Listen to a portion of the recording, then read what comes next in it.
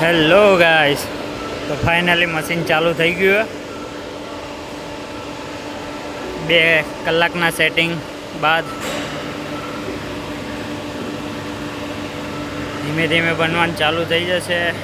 આખો જેટલો બી સ્ક્રૂ દેખાય આખો મશીનિંગ થશે.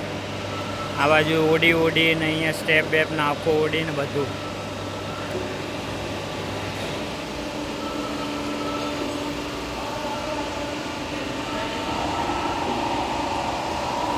ત્રણ વર્ષ પછી આ જોબ આવ્યો છે. 3 વર્ષ પહેલાં જ્યારે આવ્યો તો મેં ફર્સ્ટ વિડીયો બનાવ્યો હતો અને વાયરલ થઈ ગયો હતો. અને આ 3 વર્ષ પછી આવ્યો પાછો, જોઈને બહુ જ આનંદ થયો.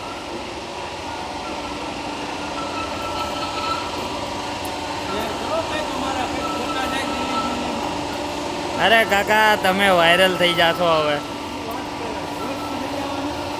આને પહેલાં જ્યારે જોબ આવ્યો ત્યારે વીરજી કાકા વાયરલ થયા.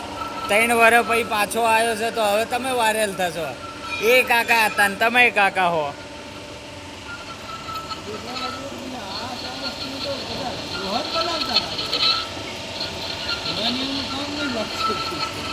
ના, એક્સપિરિયન્સ માણસ જોઈએ ને આ જોબ બનાવવા માટે. હા, ડોલાઓ ચાલે. હા, દોડી દાઢીને ધોળા વાળ હોવો જોઈએ.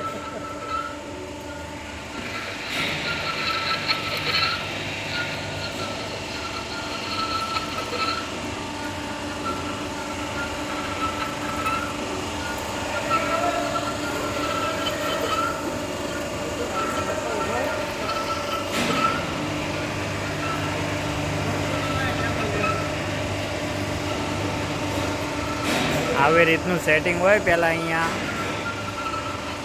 કટ મારીને અહીંયા ગ્રાઇડ લગાવવામાં આવશે. અહીંયા ગ્રાઇડ લગાવવામાં આવશે ને પછી આ બાજુ સેન્ટર બનાવવામાં આવશે. સેન્ટર બની જાય, અહીંયા ગ્રાઇડ લાગી જશે. અહીંયા જે ગ્રાઇડ માટે કટ મારે છે, ગ્રાઇડ લાગી જાય.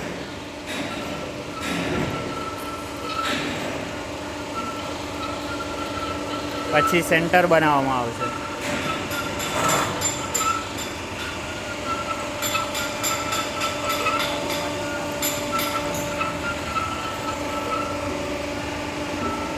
આવી રીતના ધીમે ધીમે હું તમને વિડીયો બનાવતો રહીશ અને આખો જોબ તૈયાર થતો રહેશે ધીમે ધીમે.